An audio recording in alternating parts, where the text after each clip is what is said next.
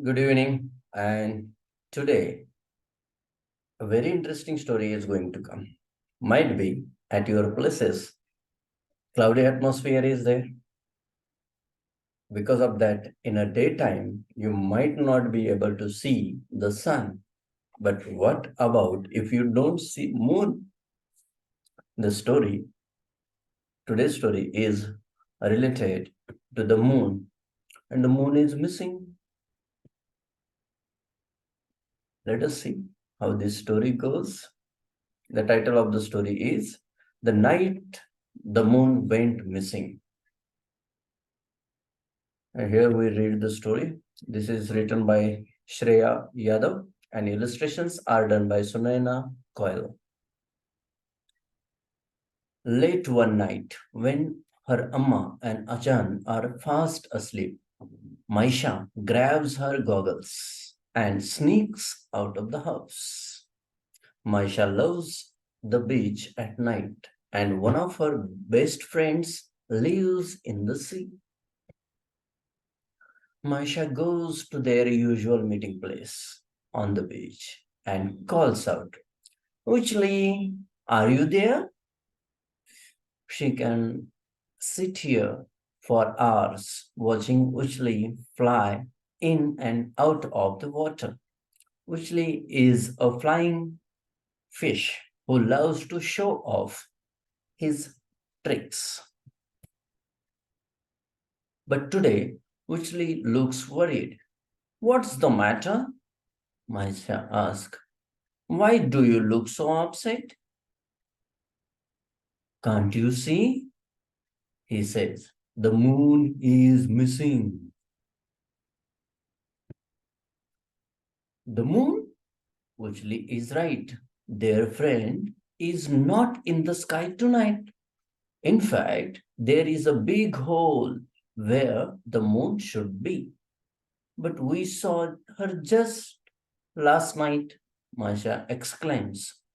She rose from the sea right here in front of us. Do you think she has lost underwater? We have to find her, Uchili says. But how will we see anything without the moonlight? Maisha asks. Just then, Uchili notices something in the water. Every time a wave breaks in the distance, little sparks of light glow and fade and glow again. Maisha, he shouts, excited. I have an idea. Get on my back. Let's go to those waves over there. When they reach the lights, Maisha takes a deep breath, holds Uchli tightly, and Maisha gasps. She feels like she is floating in a sky full of stars. There are tiny creatures glowing all around her. Wow, who are they? She whispers to Uchli. They are plankton. Maybe they can help light our way in the sea, Uchli says. Will you share your light with us? Maisha asks one of them. The moon is missing, and we need some light to find her. You will need more than just my light, the planter says. Let me ask my friends if they can help too. Soon, Maisha and Ochli are joined by an army of little creatures with their flickering lights. Now, where can the moon be? Maisha wonders. I can help you, a deep booming voice says near Maisha's ear. She spins around. The 8 arms of a firefly squid glimmer back at her. His body is covered in neon blue lights. I saw the moon go this way just a little while ago. At first, Maisha is scared of the long tentacles, but she knows the firefly squid's light can help them see better underwater. Lead the way, she says.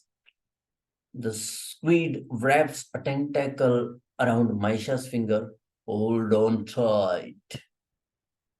Then Maisha, Ushli, the glowing plankton, and the firefly squid all swim down together.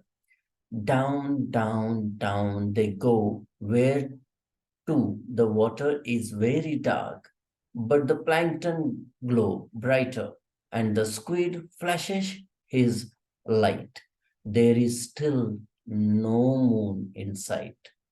Then they meet at anglerfish out on hunt. She has sharp teeth, but Maisha is not scared anymore. Hello, she says. We are looking for the moon. Have you seen her around? Yes, says the anglerfish. I saw her swimming with some moonfish a few hours ago. Follow me. Maisha, Uchli, the squid, and the plankton follow the green lure of the anglerfish. The light from the glowing animals falls like a spotlight on the dark ocean floor. Suddenly, Maisha sees something bright under a rock. It's the moon. Help! Squeaks the moon. I'm stuck. The squid lifts the rock with his tentacles.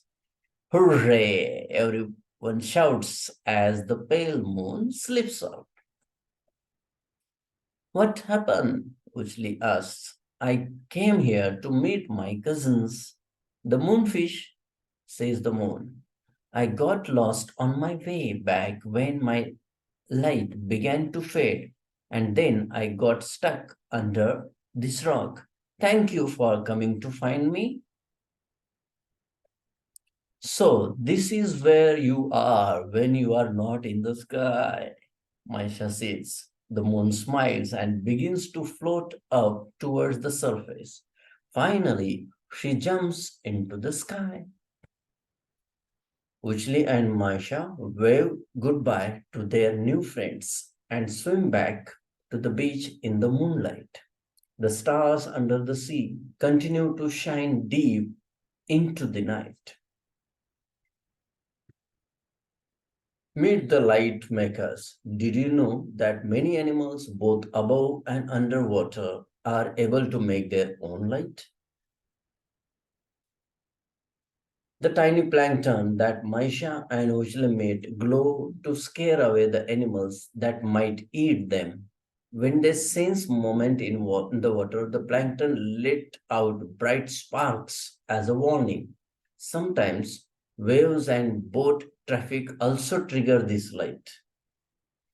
While plankton animals have a chemical in them that helps them glow, the firefly squid has special organs called photophores that produces its light. Thousands of these light-producing photophores on the squid's body flash to attract food, impress a mate, or confuse predators. The lures of anglerfish get their light from the glowing bacteria that live inside them. Many plants and animals glow above the water too. Fireflies, some mushrooms, and even you emit a tiny amount of light every day.